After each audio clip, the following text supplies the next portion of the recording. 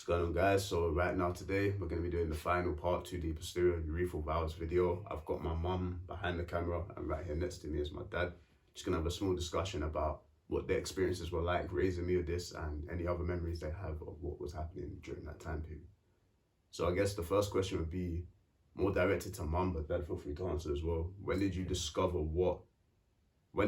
like I had this? Like, when did you discover I had this thing? Okay, so when I was 20 weeks pregnant with you, I went for my second scan, I think it was. And at the time, the midwife who does, the sonographer, sorry, not midwife, sonographer who does the scan, she noticed that your left kidney was larger than your right one, but they didn't know why. And so she got the doctor and he had a look and whatever. But yeah, they noticed it was bigger than, the left was bigger than the right one, but they didn't know why. So then that's when they referred me to another specialist at the hospital. I can't remember what his name, I think it was Dr. Stuart Campbell. They referred me to him, and then I had to come in for a scan. I think it was like every 2 weeks or every month to kind of keep an eye on it. And then what they started to realise is as the pregnancy was progressing towards the end, the amniotic fluid, which is in the sac that the baby's held in, it was reducing, it was getting smaller, and they didn't know why. So they had to make a decision on what to do. So rather than leave me to go to 40 weeks pregnancy, they decided to induce me early, to make me have you early, because they wanted to be able to investigate properly. Yeah. They had an idea it was posterior urethral valves, but they wasn't 100% sure.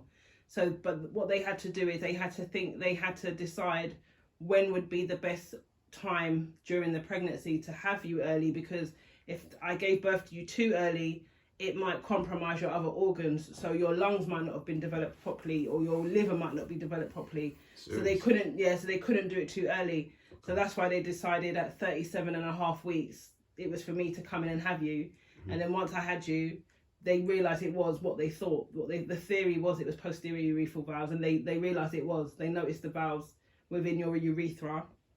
And so as a newborn, they had the first operation you had was to get rid of those valves, because that's when they realised that in a healthy pregnancy where there's no other issues, baby will drink the amniotic fluid, but they also wee it out, and that's why the liquid stays the same throughout the whole pregnancy. Yeah. But you wasn't able to do that, so you were drinking it, but you couldn't urinate it out because you had the blockage, and because you wasn't able to urinate it out, the liquid, the urine, backed up your system, so it went back up into your bladder, back up into your kidneys, and that's why your kidneys and your bladder got damaged, what we call in utero, whilst in the uterus. Like depression, stuff like that. Sorry? From what, that depression? Well, yeah, because there was nowhere for it to go, so it just got too big, it just damaged them. So it's like eventually, if you keep filling up a balloon with water, eventually it's going to pop, because there's nowhere for it to go.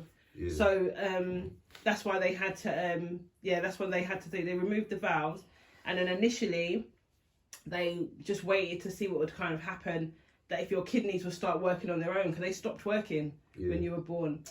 They were waiting to see if they start working on their own, and they didn't start picking up, and they were worried. They were like, remember they called us in during, they said, you know, they were basically saying to us, we don't know if he's going to make the weekend.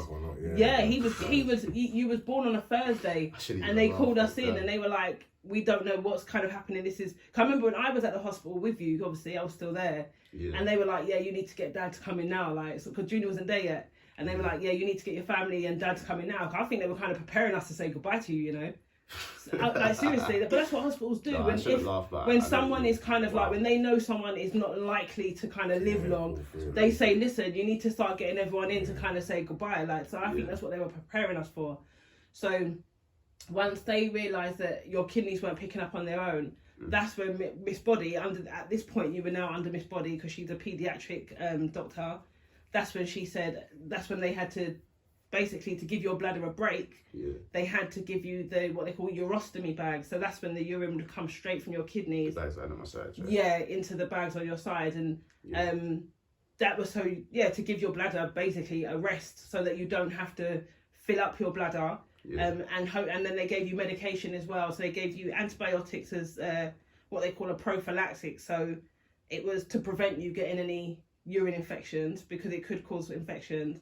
And they also gave you so that was trimethoprim, that was, and they gave you oxybutynin, what you're taking now, but you had the liquid form. Yeah, and that was to kind of help with. Kind of remember it. Yeah, so I had to give it to you in the syringe. Remember, I was giving it in the syringe, and that's to kind of help your bladder, so it helps it. So not only so it can stretch, because your bladder got really small. Yeah. So it can stretch and fill up, but also that when you empty it, it empties fully. Because if your bladder doesn't empty fully, you can start getting infections. So yeah, so you had the bags. You had both of them for until you were 4, I think it was, or till you were about 3.5, and then they closed one.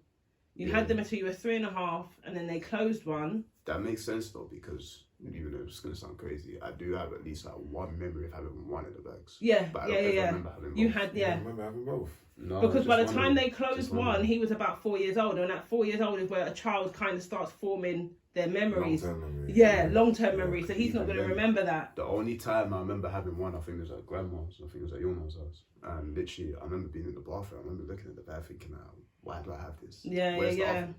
But you had 2 until you were about 3. Yeah.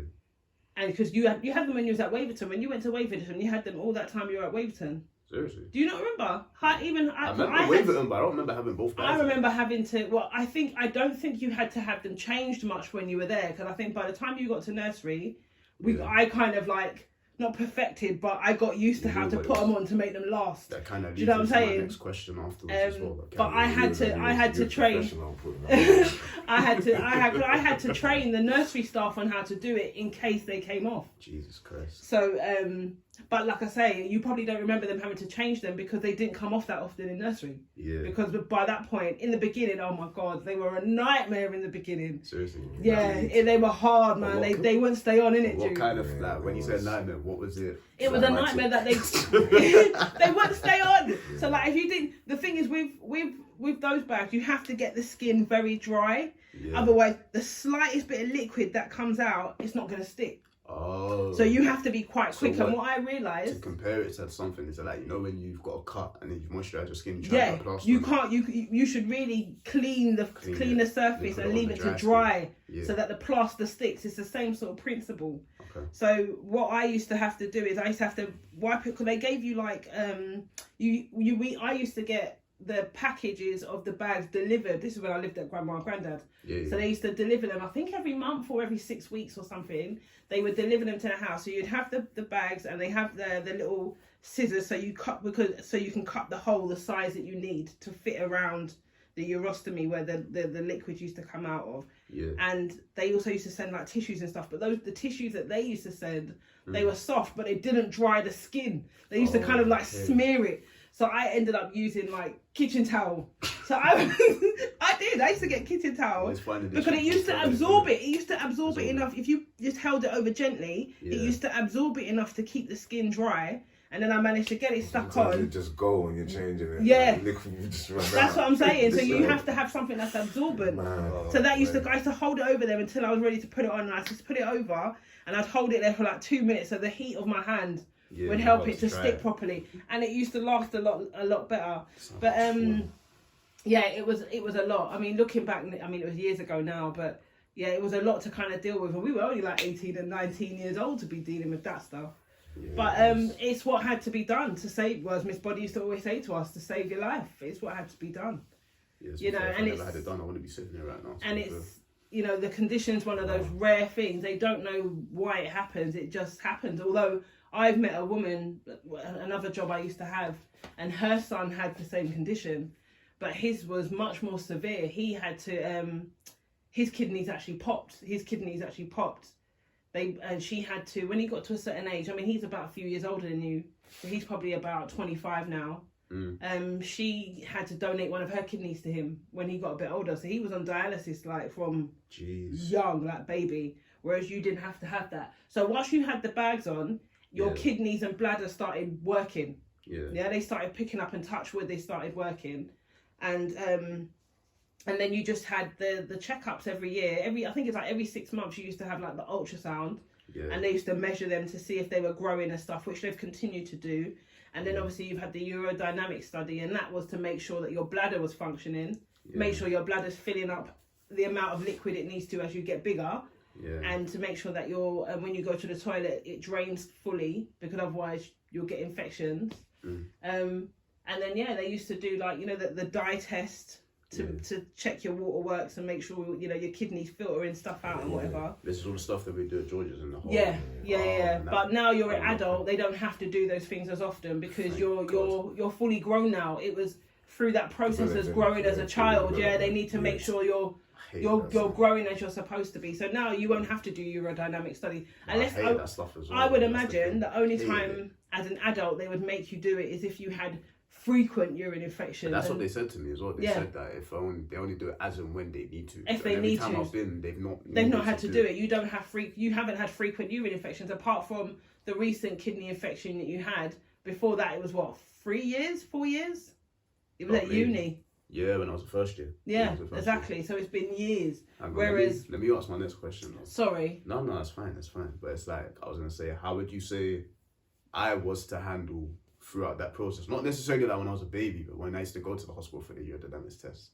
Oh, it was stressful for you. I know it was stressful for you. You got used to it, though, yeah. No, I don't think he ever did. I don't think he ever did get used to it. He used to cry like any kid with that. Yeah. He used to go through the motions. Yeah.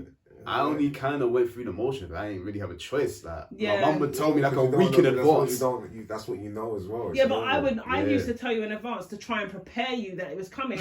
Well, how would you feel if I didn't say anything and then we just got up? We used to have to get there at 7:30 in the morning. I'm just dragging you out of bed and you find yourself in the hospital. That's going to be even more stressful.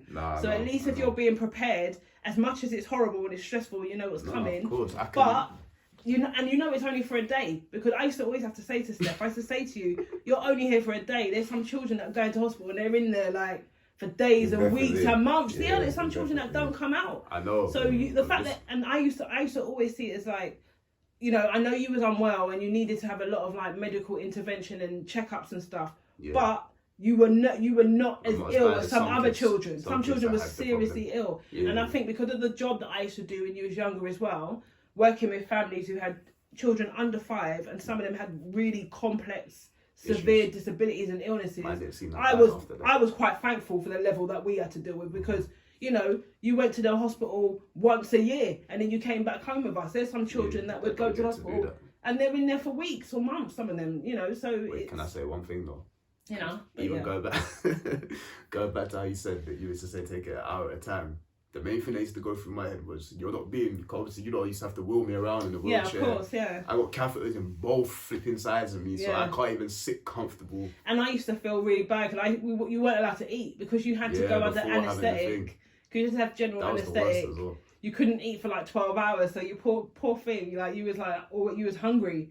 And what used to piss me off with you, Jude, you used to piss me off, because he would be so hungry. So I always used to wait to eat breakfast when he could eat. But you would come in the hospital with your KFC and whatever and eat right in front of him. And I used to think, could you not even have a little bit of compassion and just wait until he could eat? And you would come in there with your food, eat in front of him. That was one of the best parts of the poor boy was hungry. But that was one of the best parts of it. I always knew I was going to get some kind of crap. But I know, but your dad could have waited. I said, why can he not just wait? I would purposely, in solidarity, not eat anything in front of him. Because there's nothing worse than when you're hungry than someone's eating in front of you. Yeah, but and a child as well. Another adult will understand. Save a bit for him, isn't it? No, I hear what you're saying. But I know you were going to say that. No, but the thing is, if it's another adult's going to understand, I can't eat anything and I'm going to have an operation. A 3-year-old don't get it. You know what I'm saying? Yeah, there'll be one waiting for a 3-year-old don't get it. So you've got to be a bit more, sensitive. But anyway, those trips to the hospital and stuff. And then, of course, we used to go to Paddington to see... no, but I preferred that one. As much as I didn't like blood tests until I got to I think 10, 11, I looked at it, well, that one was far less invasive. That was more of a checkup. That was with... because you don't have everybody up in your space. I can't remember the doctor's name there. We used to go... She was a kidney specialist, a children's kidney specialist. And we used to go to see her. I can't remember what her name was. But yeah, that was like once a year as well, and that was like a day out to go to paddling. Yeah, but that was alright though. I remember that, baby. Yeah, it was just a blood. It was literally just a blood. It was test. a blood test, and then she used to ask you about yourself, innit? Yeah, that was cool. I mean, once I got to a certain age, I looked at it like, yes. Yeah, so she was more on the kidney side, and Miss Body was the bladder side. But do you know what it is as well? I think I obviously would prefer the paddle one because I could actually walk around. I could maneuver. Yeah, there was no. That's what I'm saying. It was less That invasive. was the kids' department. No? Yeah. We used to go to the children's ward. Yeah. Which is crazy. Cause I remember one time, I think it was in the scan room. I think it might have been you that wheeled me down there. And I just remember having to walk from the corner of the room to the bed with the catheters in me, with the flipping urine bag hanging down. It was hard. Like, it hurt. And they used to tell me like, they put tape on the inside because if it falls out, they got to do the whole thing again. They used to always say be careful because if it and even with the drip in your hand as well, they used to always say be careful with that because that's why they used to keep it in there until they knew that you didn't have to go back under. That was uncomfortable because if they took that out and then drip. Yeah, why do you think I used to have my hand like this? Yeah, he's always sit like that. If if for example, if that catheter came out and they had to put you back under to put it back in, they need to be able to give you the anaesthetic through the drip in your arm. So that's why they couldn't take it out until they knew that you weren't going back under, and that's when they would say when they used to take it out, that's when you was allowed to eat food because you can't eat if you know you're going under general. No, I do. So it's it was a lot, but you know, to be honest with you, it's an experience. I know you had your ups and downs and tears, but you weren't like a tantrumy child. You didn't throw tantrums and stuff, really, did you? No, not at all. No, you were quite well behaved. I couldn't complain at all. Tried to be. No, but you were like honestly, there were some children that used to kick off in there sometimes. But you want to know why that was though? Yeah. Because here's the thing. Although I used to moan about it a lot, I always knew one of you could be like, all right, we get the point, like. Yeah, but there was nothing else you can kind of do. There's nothing I could realistically do. So and yeah, we used to just bring your games and stuff with you and try and make it make it like a day out. You can't make it pleasant, but you try and make it more pleasant than what it was. Yeah, try and make it as easygoing as possible. That's all I could do really. But we was at the mercy of the hospital. But once we knew that study was done, we knew you wasn't going back again for another year at least. Sometimes two. So it was only. So yeah, sometimes 2 years. Yeah, as you started to get bigger. As you started to get older, it was every 2 years. Yeah. So at least you knew once that was done, it was done. And I remember I used to have to always speak to when we used to get letters for appointments. I used to always have to explain to you. You used to be like, "Is it urodynamics?" I have to be like, "No, it's just like a blood test, or it's just like an ultrasound or whatever." You was always kind of like panicked. Yeah, because that procedure's trauma. Like, imagine you're under anaesthetic. Yeah, it was all day as well. You wake up not even remembering where you are. You have catheters and a drip in your damn hand. Then you got to go here, then you got to come back. Go here, come back, go here, come back. Yeah, I mean... You can't eat until the drip is out your hand. Yeah, I mean... And then they got to take it out. I mean, I don't know how, if because obviously medicine advances and changes in different ways, so I don't know whether they do things differently now. I don't know. I hope so, for the sake of everyone else. Well, when the last time I think you saw Miss Body, when you were just turning 16, I think it was. Yeah. Because we used to see her and Sue. Because once you turned 16, you went into the adult side. Yeah, I remember. So there was a parent who remember the parents of the little boy, and they asked us to go and speak to them. Yeah, the one that I spoke to. Yeah, and we went to see them. And she no, I might have been about 14 when I spoke to that mom. I don't think I was 16. That young? I think you're about 15. I think it was about 15, maybe 16. I don't think it was 14. 15. About that, yeah, exactly. Teenager, not much difference. Mid-teens. But their little boy had the same condition, but he didn't have 2 bags, he had 1. So I think it might have moved on. I don't know how severe. I don't know what the severity was, but maybe they don't need to do 2 anymore. Maybe there's a different procedure or a different way of doing things, because medicine changes, doesn't it? Like, it advances as time goes on. You got to remember that by that point, Steph was 15 years down the line. This little boy was like 6 months old or something. So yeah, something like that. Things might have changed. Things might have changed a bit, but. Yeah, so you don't know. Things might be a bit different now for children with those conditions. I don't know. He used to empty the bag himself anyway when he had it. Steph started to get used to it, yeah. Wait, what age is this? 3. Yeah, you just put it into the potty, innit? Yeah, or the toilet. So what? The toilet, yeah. So what would I have to do? Take the bag off? It literally had like a... No. The way it was designed, it had like a little valve at the bottom. Yeah. Have you ever... like the urine bag? Yeah, and you just empty it. I don't even remember that. Touch it and just... What the... Yeah, because it'd be full in it, so and it was flat. So yeah, you just emptied it. Oh wow! Like how you would see any kind of, you know, anyone in hospital with like a urine bag or whatever. It was the same. It's the same sort of design. It was just stuck to your body. Yeah, I mean, I still got the scars there anyway, so I always remember where it was. Yeah. Or what it's from. Yeah. To be fair, I used to get all kinds of people asking me questions about it. Yeah, I could imagine. Now, when I was in school, someone tried to say I got stabbed and some stupid shit like that. Madness, I told them, nah, it's it was an an operation. from a baby. It was an operation. But yeah, that was it really. And then I was always thankful that, you know, touch wood, you're now 22 and, you know, your kidneys are still working, your bladder still, and your kidney and bladder are working as they should do. Because the other thing they tried to prepare us for is that if your bladder didn't develop as they would have hoped, they would have had to give you an operation where they would have had to take some of your bowel to attach it to your bladder to make it bigger. But of course, if you operate on a bladder, if you cut it, that's a muscle, so it's not going to operate how it would before. So it would hold the urine, but it wouldn't be able to, you know, empty and like how it would. You would have had to catheterize yourself every time you wanted to go toilet. You remember them telling us that? You would have had to catheterize yourself every time you went to go toilet. But you know, thank God. It never went down that road. Your body started to heal itself. Honestly, that kind of brings me on to my last question as well. Can't wrap the thing, but if either of you had any advice to give to any parents who have kids that have PUV, what would you kind of tell them, based off your experiences? Well, based off my experience, I would just say take things a day at a time. Like, try not to think too far ahead about what might possibly happen. And the doctors and stuff, they have to kind of prepare you for the worst.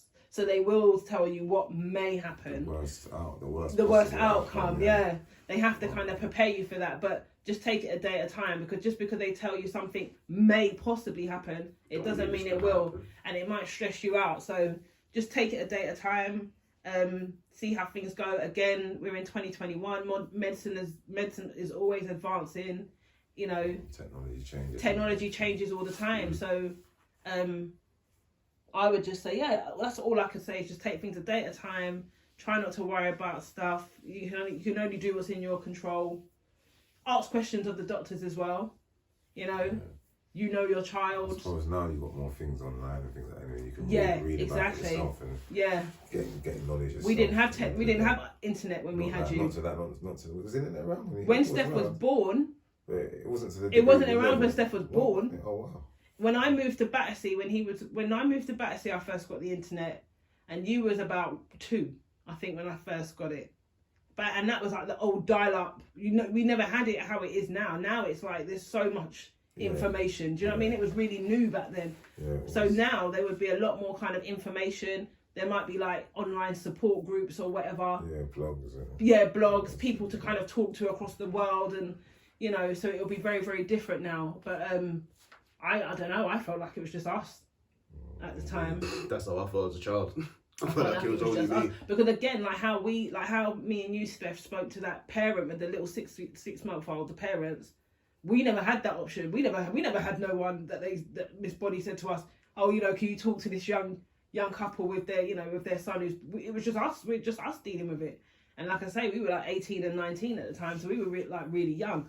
But I think in some respects, for me, I can only speak for myself, being so young and you being my first child, it was a bit of a protective factor. Like, I didn't know any different. Do you see what I mean? You was my first child. I didn't know any different. So I just got on with it. Do you know what I mean? And also as well, for both of us, me and your dad, we had the support of both our families as well. So you had all your aunties and uncles and cousins and whoever else, your grandparents, helping to look after you. I think if I was a single parent completely on my own with no family or no one to help, I think it would have been really hard. But I had the help and support. And also as well, once you got to 2, you were able to go to nursery, and the nursery was willing to help you with your needs and stuff as well. So that allowed me to go back into education and into work and various things. So I don't feel like I missed out on any of that, if I'm honest. Fair enough. But that's it, really. Fair enough.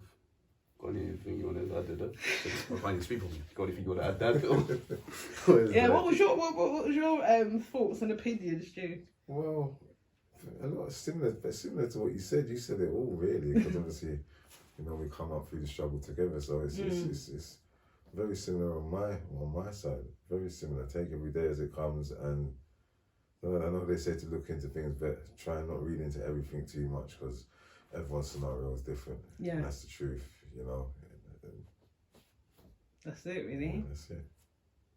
And I think maybe also because me and your dad weren't beefing, we got on well, innit? We Beefy. we weren't Why you went beefing. for it that time? But you know, me and your dad was cold. Turmoil, you know, Exactly, something straight beefy. No, but me and you got on, so we kind of like we Made it worked as easier a for you team. guys So that to made take it a it. bit easier.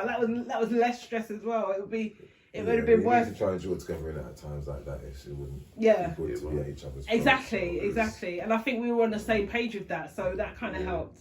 No, I can So, imagine, to be fair. Yeah, but yeah, it was hard times, but got through it, and you're here, healthy, strapping young man.